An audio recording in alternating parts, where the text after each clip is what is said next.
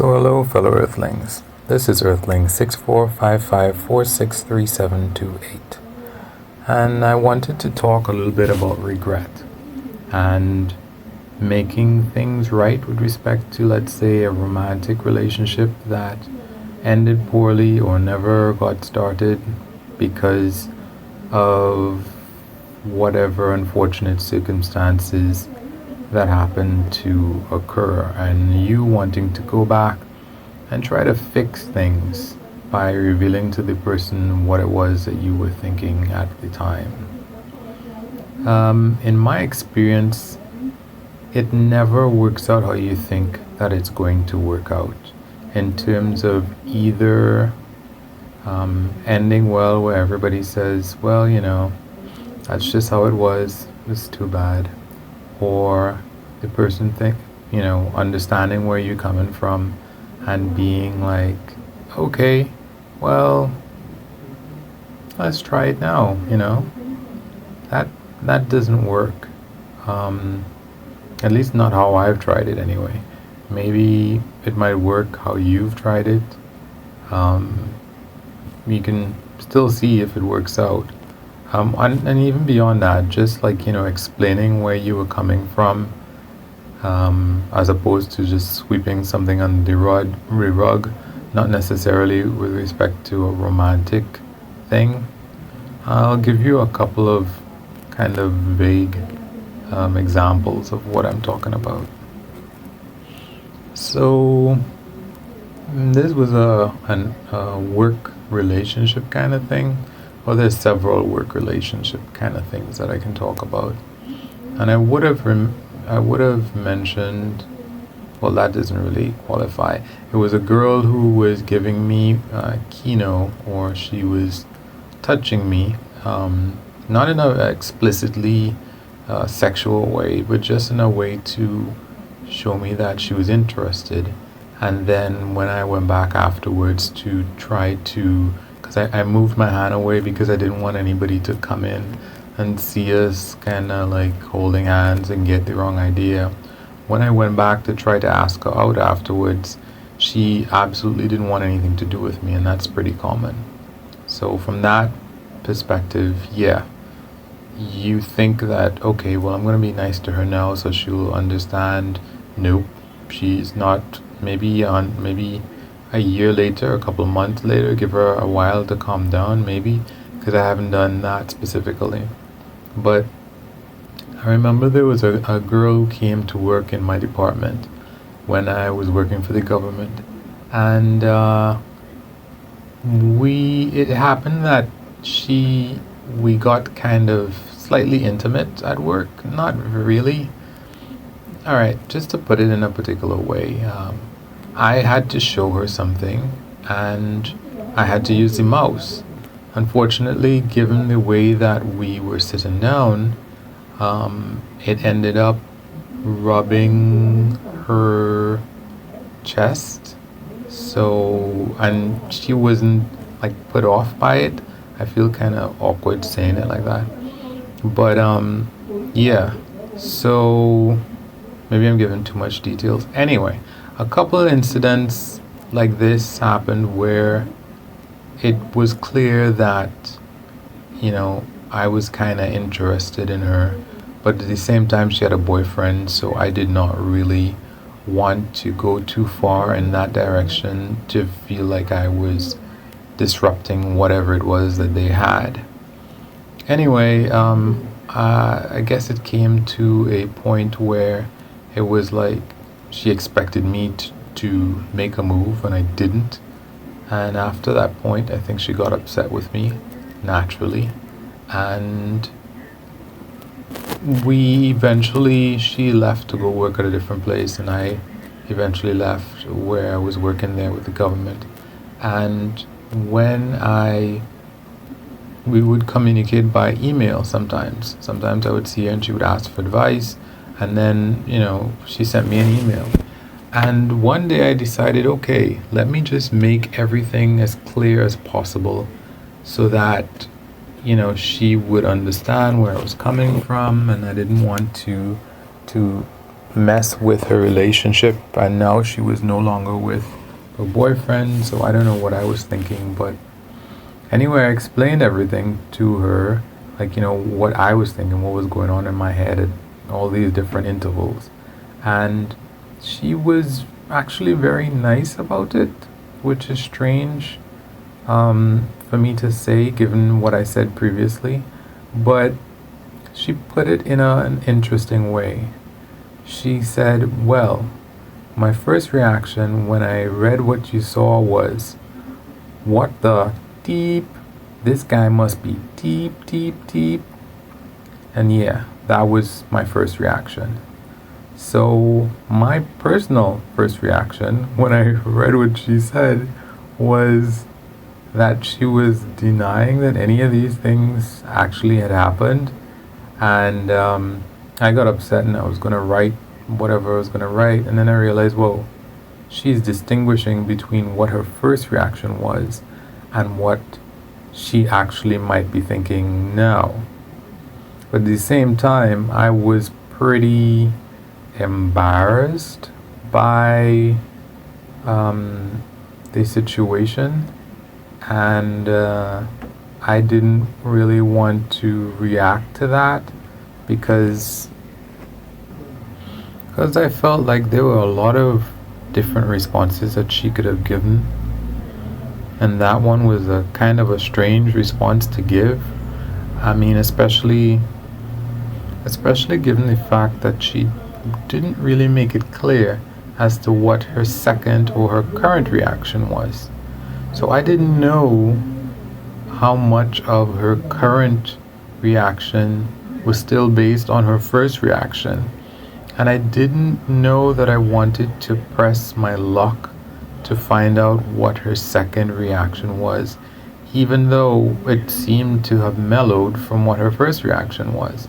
So, and plus that, it could have just been like, okay, this is what I initially thought, but now that I think about it, da da da da da da da da. But she didn't say that. She said, this is what my first reaction was, da da, and yeah. So it's kind of like you're not really helping me to understand the situation or to be less wary of your first reaction, because I don't really want to have that kind of a stressful situation trying to guess what your second reaction is. I've already, given much more than anybody has ever given to me. So, yeah. So that was it. I just never responded to her. And that's that, I mean, I already put a substantial amount of risk forward, and to not have it be 100% clear that, okay, it's all right. I was upset at first, but I'm not as upset anymore. So we could be friends or whatever the heck it was. So that was, where I was thinking. Another situation that happened was when I was really young, in my teens.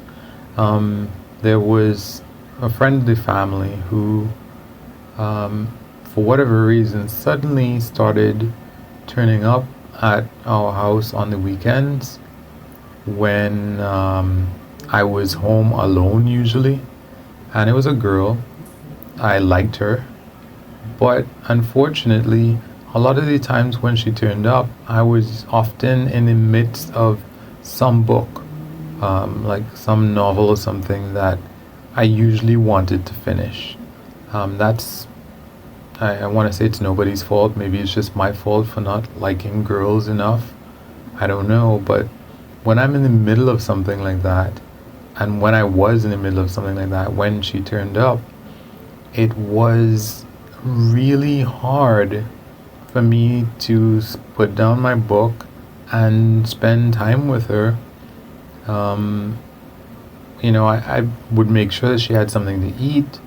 I would, try to be welcoming, but at the end of the day, and it might sound weird to some people, or maybe everybody except me, but I really just wanted to get back to finishing the book that I was reading.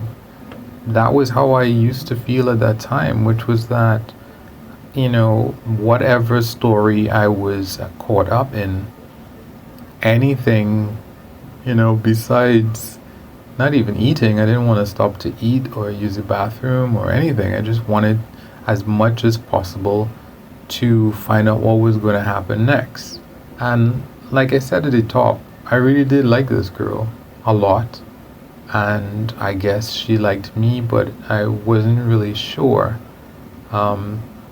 Anyway, at some point she stopped coming, and as it turned out, she had one kid and then another kid, and then she went and lived in another country, and that was that. But she would visit from time to time her parents, and I saw a couple of times. I had an embarrassing time once because I had just come from